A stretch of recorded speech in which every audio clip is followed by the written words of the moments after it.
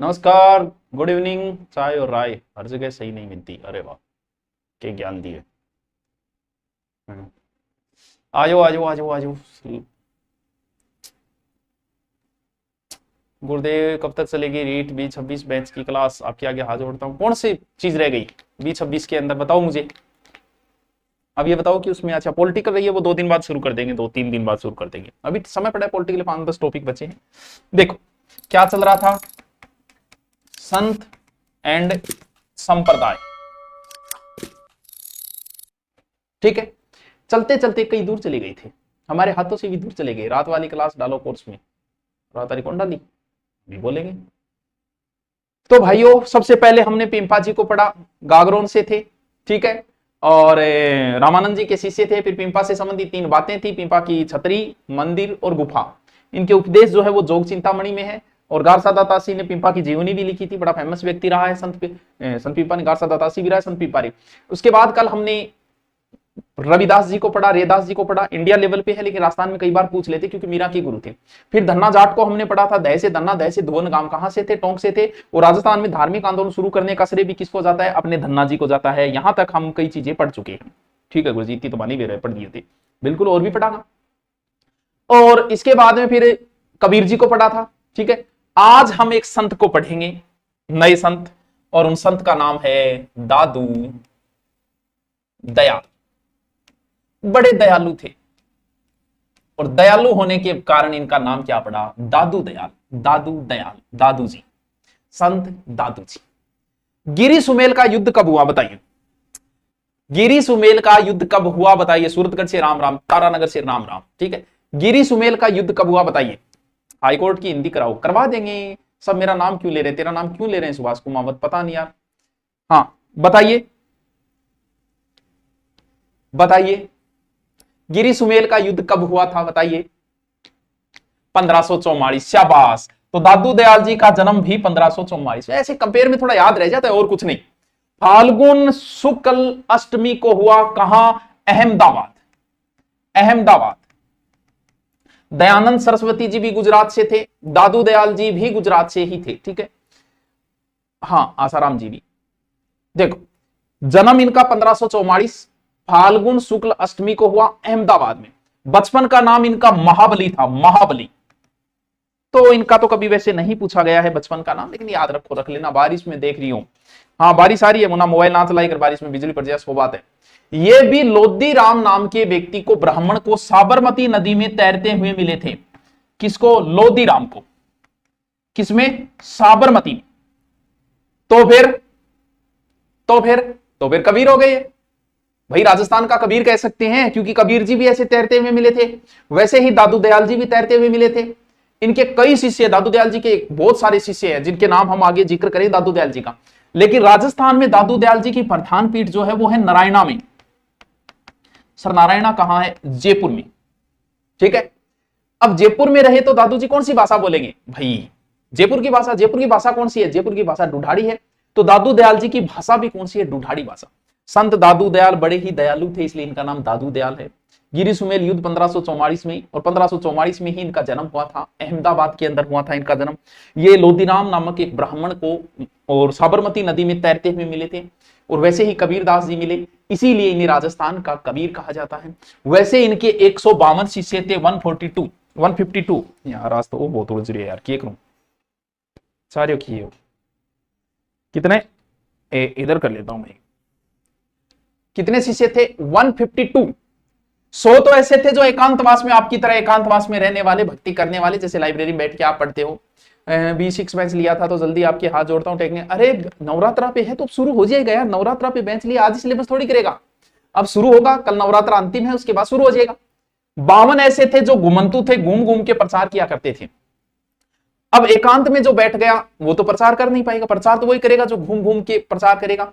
इसीलिए इन्हें ही का क्या कहा जाता है? 52 स्तंभ कहा जाता है। क्यों? क्योंकि धर्म का प्रचार तो यही तो कर रही। तो 52 शिष्यों को 52 स्तंभ कहा जाता है। मैं सीधा हूं कि तो सीधे तू। अब दादू दयाल जी के जो ग्रंथ है वो है हरडे वाणी, हरडे वाणी, नाम याद रखियो, हरडे वाणी। हरडे वाणी, हरडे वाणी किसने किया? अंगाचेला। भाई खुद तो इतने पढ़े लिखे नहीं थे, दादू दयाल जी ने जो भी कहा वो उनके चेलों ने ही लिखा, जिसमें सुंदरदास जी है, संत दास जी है, रज्जब जी है, दादू दयाल जी, हाँ 52 स्तंभ है। अब देखो दादू पंथ को जो मानते हैं वो एक तो शादी नहीं करते, विवाह।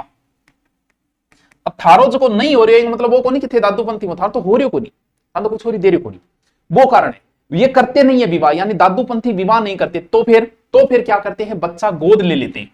भाई आजकल तो एक एक दो दो है, पुराने टाइम की बात अलग ही।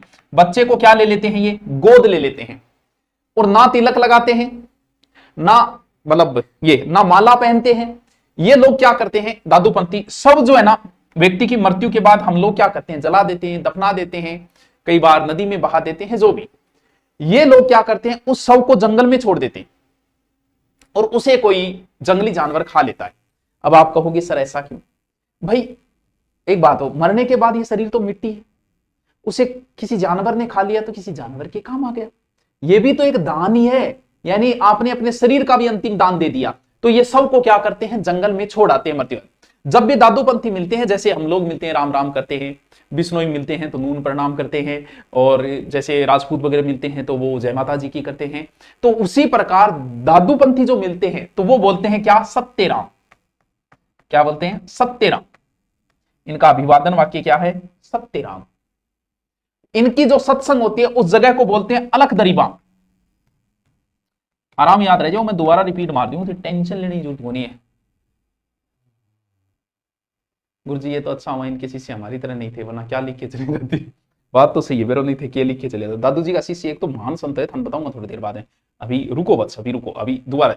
हाँ दुल्हे के वेश वालों का भी जिक्र करेंगे। रोटी जिम लो, हाँ भूख मन भी लाग रही है, 7-8 दिन हूँ भूखो हूँ, नोरता चाल रहा है और काल रड़क काट दी पूरी। ठीक है, देखो दोबारा आओ। संत दादू बड़े ही दयालु थे, इसलिए इन्हें दादू दयाल कहा जाता है। इनका जन्म जो है गुजरात में हुआ, 1544 अहमदाबाद में जन्म हुआ। बचपन का नाम महाबली था इनका। ठीक है, ये लोदीराम ब्राह्मण को साबरमती नदी में तैरते हुए मिले थे, इसलिए इन्हें राजस्थान का कबीर कहा जाता है। मोतीलाल मेनारिया ने ये नाम दिया था इनको। और इनकी प्रधान पीठ जी है दयालु जी की, वो नारायणा में है। नारायण बड़े दयालु थे, नहीं याद रहती है, याद रखना, नारायण नारायण नारायण दयालु थे। दादू दयाल जी की भी वही है। ठीक है, और इनके 152 शिष्य थे, 52 इनके स्तंभ कहा जाता है। ठीक है, और हरडे वाणी इनका संकलन है। फिर दादूपंथी विवाह नहीं करते हैं, बच्चे को गोद लेते हैं, मतलब एक प्रकार निर्गुण संत है मानने वाले। ठीक है, सौ अभिवादन वाक्य है सत्यराम सत्यराम सत्यराम, राम ही सत्य। अलग दिरबा जो है वो इनके सत्संग स्थल को कहा जाता है। दादूपंथियों की मुख्यतः 6 शाखाएं हैं, बहुत इंपॉर्टेंट है। दादूपंथियों की मुख्यतः कितनी शाखाएं हैं, 6 शाखाएं। अब 6 शाखाएं मैं आपको बता देता हूं, याद रहे तो अच्छी बात है, न रहे तो भी ये बताऊं, या तो आप पढ़ो नौकरी लागन खातर। पहली है खालसा, नाम सुना ही होगा खालसा। जो नारायणी की गद्दी पे बैठे वो खालसा थे। ठीक है, कोई बात नहीं। विरक्त का अर्थ क्या होता है, विरक्त का अर्थ होता है घूमने फिरने वाला। जो घूम फिरकर दादू जी के प्रवचनों का प्रचार कर रहे थे वो विरक्त हो गए। फिर आए उत्तरादे, उत्तरादे जिन्हें स्थानधारी भी कह सकते हैं, जो नारायणा से उत्तर की ओर आए, कहां, जो हिसार साइड में चले गए, यहां प्रचार किया, तो वो किस में आ गए, वो उत्तरादे में आ गए, उत्तर साइड। तो बनवारी दास जो है वो इस शाखा की स्थापना की थी, उत्तरादे की। गुरुजी से पूछ लेंगे, भाई पूछे तो नहीं, लेकिन पूछ ले, जद जद फिर थे को टप। एक खाकी, जो भस्म वगैरह रमाते हैं शरीर पर, जटाएं रखने वाले होते हैं, ये शाखा रजब जी ने ही चलाई थी, खाकी। और फिर है नागा, ये हथियार रखते हैं, खेती वगैरह करते हैं। और ये इस शाखा की स्थापना किसने की, सुंदरदास। बोले थे नागा ही सुना लगा, कोई बात नहीं, सुंदरदास। ओ याद रखना खातर है ना कि कोई अनसर एक ट्रिक टाइप, मैं तो ये याद रखूंगा, नागा ही सुना लगा, सुंदरदास जी करी। देखो याद रखने के लिए इसे प्लीज अन्यथा न लें। ठीक है, अरे वाह सर क्या सूट है आपका, वो सूट है, सूट छोरी पे रहे। एक मिनट रुको, केक क्या है सर? दादू दयाल जी मंदिर मेरे घर के पास ही, ऐसा कुछ नहीं करते, आजकल शादी भी कर लेते हैं, और जिनके संतान जीवित नहीं रहती उनके एक बच्चे को चढ़ाया जाता है। दादू राम सत्यराम, पूड़ी का पूड़ी, राम लाडू राम बोले। अच्छा चलो कोई बात नहीं, हो सकता है, देखो हमने किताब में पढ़ी, हमें नहीं पता इन चीजों है। ठीक है, अब हम जिक्र करेंगे दादू जी के प्रमुख प्रमुख शिष्यों का। आप कहो तो करें, आप न कहो तो न करें, करें। इनके सबसे शानदार शिष्य, कई शिष्य हैं, लेकिन इनके सबसे शानदार शिष्य का हम जिक्र करें तो वो नाम है रज्जब जी। क्या बात है, रज्जब जी नाम से पता चल रहा है कि हिंदू नाम नहीं है। तो रज्जब जी क्या थे, रजब जी सांगानेर के पठान थे। क्या थे? सांगानेर के पठान थे। नाम से पता चल रहा है आपको, साथ साथ में लिखते जाओ तो अच्छी बात है। पठान परिवार थे। रजब जी दादू जी के शिष्य थे। रजब जी की शादी की तारीख फिक्स हो गई, दूल्हे की ड्रेस पहन ली, शेरवानी वेरवानी पहन ली, मोर मुकुट क्या। और अपने एक रिवाज है कि जैसे ही हम विवाह होने के बाद या आने के बाद हम हमारे कुल देवी कुल देवता गुरु जी आदि को प्रणाम करते हैं। तो रजब जी जो है जा रहे थे शादी करने के लिए, दूल्हे की भेष पहन ही रखा था, कोई टेंशन नहीं। रास्ते में मिल दादू जी कोई सत्संग चल रही थी, तो रजब जी बोला कि जाके गुरु जी आशीर्वाद भी ले लिया। तो जी ही रजब जी पहुंचा तो दादू जी ने मुंह फेर लिया, नाराज हो गई। तो रजब जी बोला कि गुरु जी मेरू की गलती होगी। तब दादू जी ने एक लाइन बोली थी कि रजब ते किया गजब, बांध लिया सहरा पे मोर, आया था हरि भजन को कर लिया ठोर। के यार मैं आंखों के ब्याह को नहीं करूं, रजब ते किया गजब, तू जोर की करिया, आया था हरि भजन को बांध लिया सर पे मोर, मोर वो नहीं ब्याह गटे मुकुट बांधे भी मोर बोले, आया था हरि भजन को कर लिया ठोर। तू तो फैमिली बसाने प्लानिंग में चल गयो। जब रजब जी बोले यार मारा गुरु जी नाराज है, शादी करेंगे नहीं, बस शेरवानी कड़ी, यानी ता उम्र दुल्हे के भेष में रही, फिर जाओगे। और जब दादू जी की मृत्यु हुई तब कहते हैं कि ये बोले कि अब इस दुनिया में देखने लायक बचा ही क्या। जब गुरुजी को रह के बचे, इन्होंने कहते हैं कि अपनी आंखें बंद कर दी। बाद में दादू जी की मृत्यु के बाद जीवन भर इन्होंने आंखें बंद कर। रज्जब वाणी या सैम्बरगी, कभी नाम सुना होगा, रज्जब वाणी या सैम्बरगी। ठीक है, चलो देखो, रज्जब जी इंपोर्टेंट है, इनका प्रिय शिष्य है। सर जी बैच भी हिंदी नहीं, आपके जो भी समस्याएं है, आपका एक मेरा हिंदी का बैच था उसमें 2 या 3 टॉपिक नहीं, एक प्रत्यय नहीं हुआ, एक समास नहीं हुआ, और भी कोई है तो बता दीजिए, कोई बात नहीं, हम करवाएंगे अभी, क्योंकि अभी एग्जाम नहीं है। ठीक है, तो है तो कोई बात नहीं, बता दीजिए। तो रजब जी आइए, दूसरे हैं इनके गरीबदास जी। गरीबदास ये भी क्या है, ये भी दादू जी के चेले हैं। गरीबदास ये दादू जी के पुत्र थे, दादू जी के पुत्र थे, आजकल तो इसे नाम रखा भी कोई। और दादू जी के बाद नारायणी की गद्दी पे बैठे, यानी दादू बाद नारायणी गद्दी पे बैठे। याद रह जैसी, बस इतनी बात है।